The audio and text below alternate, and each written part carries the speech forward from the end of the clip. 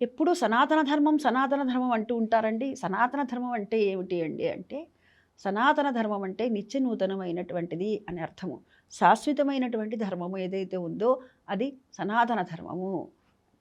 ధర్మస్య జయోస్తు, అధర్మస్య నాశోస్తు, సద్భావనాస్తు, లోక కళ్యాణమస్తు అని చెప్తుంది. ఈ 4 మాటలు చెప్తుంది ఏంటయ్యా అంటే సనాతన ధర్మం. ఎక్కడైతే ధర్మం ఉంటుందో అక్కడ విజయం ఉంటుంది. ఎక్కడైతే అధర్మం ఉంటుందో అక్కడ అపజయం ఉంటుంది. అదేవిధంగా సద్భావన, అందరి యందు కూడాను మంచి దయ కలిగి ఉండటం. అది ఏమిటి అంటే కేవలము మానవుల యందే కాదు, అటు వృక్షాల యందు కూడాను, ప్రతి ఒక్క జీవి యందు కూడాను మనము దయ కలిగి ఉండటము.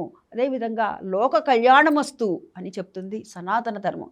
మనం ఏం చెప్తాం పూజ చేసేటప్పుడు కూడాను, లోకా సమస్తా సుఖినో భవంతు అని చెప్తాం కదా. చిట్ట చివరికి వచ్చేసరికి యదక్షర పదభ్రష్టం మాత్రా హీనంతే అద్భవేత్ తత్సర్వం క్షమ్యతాం దేవనారాయణ నమోస్తుతే అని చెప్పి ఏం చెప్తాం, సర్వం శ్రీ పరమేశ్వరార్పణమస్తు కృష్ణార్పణమస్తు అని చెప్పి లోకా సమస్తా సుఖినో భవంతు అని చెప్తారు కదా. అంటే లోకమంతా కూడాను సుభిక్షంగా ఉండాలి అని చెప్పేటటువంటి ధర్మం ఏదైతే ఉందో అదే సనాతన ధర్మము, హైందవ ధర్మము. సనాతన ధర్మం అంటే కేవలము ఇది ఒక్క దీనికి సంబంధించినటువంటిదే కాదండి, అందరూ కూడాను పాటించదగినటువంటిదే ఈ సనాతన ధర్మము. నిత్య నూతనమైనటువంటిది శాశ్వతమైనటువంటి ధర్మం ఏదైతే ఉందో అదే సనాతన ధర్మము.